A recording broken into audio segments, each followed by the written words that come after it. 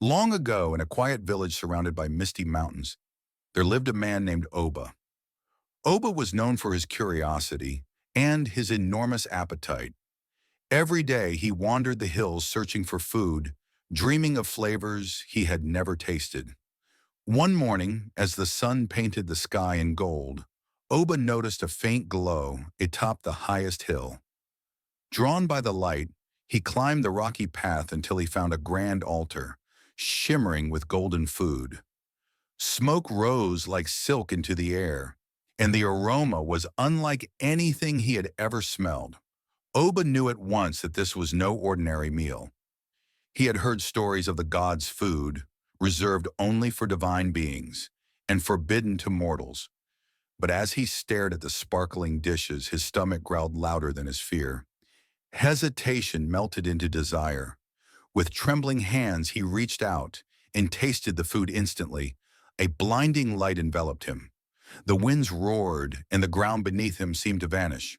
Oba fell to his knees, heart pounding, unsure if he would live or die. When the light faded, Oba found himself in a realm that shimmered with radiant colors, a place unlike any earthbound village. Towering before him were the gods, their eyes both stern and curious. "Mortal," one voice thundered, "you have eaten what was forbidden." Oba bowed, trembling.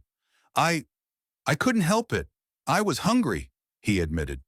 Silence fell. Then another god with a faint smile spoke. "Few mortals are brave enough to confess their fault honestly. Perhaps there is a lesson to be learned." The gods tasked Oba with a challenge. He must use the gift he had taken to bring joy and nourishment to others. Only by sharing and spreading happiness could he restore the balance he had disrupted.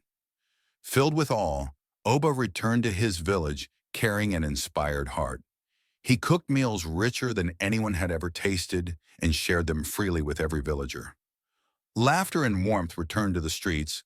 Oba realized that the true power of the gods' food was not in its taste, but in its ability to unite hearts. Years later, the glowing altar atop the hill remained untouched, a reminder of the divine lesson Oba lived a long life.